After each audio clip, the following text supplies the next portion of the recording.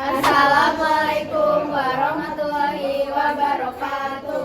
Halo Pak Osa, kami dari kelompok 5 bagian pembangkit listrik sederhana tenaga angin. Di sini kami sebelumnya mau memperkenalkan diri dahulu. Pertama dari saya Rasendria, Saya Sabelvia, saya Tiara Amelia, saya Ridi, saya Saskia. dan di sini kami akan mempresentasikan sedikit bagaimana tentang cara kerja PLTS kita ini. Dan di sini saya akan menjelaskan mengapa kami memakai dinamo dan juga bagaimana cara kerja dinamo sehingga menghasilkan listrik. Pertama dari baling-balingnya. Karena baling-baling ini tersambung ke dalam dinamonya, maka dari itu dari arah baling-baling ini akan menyambung ke dalam dinamo. Nah, di dalam dinamonya itu ada kumparan. Kumparan itu kayak seperti serabut yang dililit-lilit, ada 3 bagian, lalu di kanan kirinya ada magnet. Nah, magnet ini tuh akan menghasilkan medan magnet yang nantinya akan menggerakkan elektron-elektron. Karena elektron ini dipaksa, maka dari itu akan menghasilkan pergerakan listrik. Jadi bisa dibilang pergerakan elektron inilah yang menghasilkan listrik. Nah, sesudah itu kita menggunakan kabel merah hitam, di mana ada kabel positif dan kabel negatif.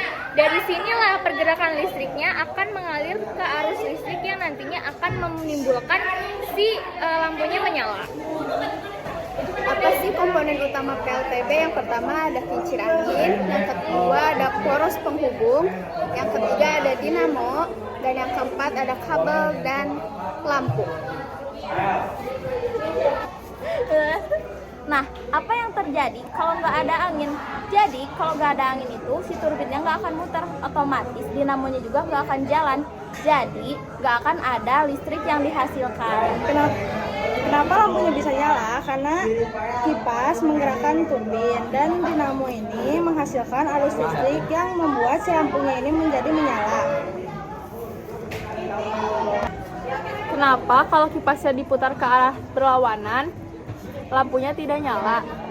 Karena di arah putaran mempengaruhi arah arus listrik. Nah, misalkan diputar ke arah kiri nih berlawanan, itu yang nggak buat arusnya menjadi negatif atau tidak kuat. Nah, faktor kedua juga mau berputar optimal arah jarum jam.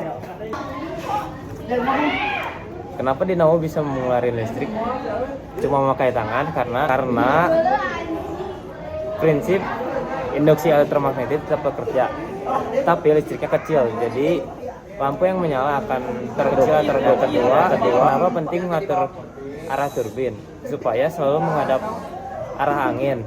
Kalau enggak, angin nggak bisa muterin kincir dengan maksimal. Jadi listriknya tidak optimal. Ada beberapa kasus juga kenapa nggak bisa muter juga, mungkin karena ada tenaganya yang kurang. Jadi kalau misalkan tenaganya kurang dari kincirnya, maka di dalam dinamonya nggak menghantarkan arus listrik dengan baik saat melewati kabel merah hitam ini. Maka dari itu bisa karena ada faktornya kurang tenaga.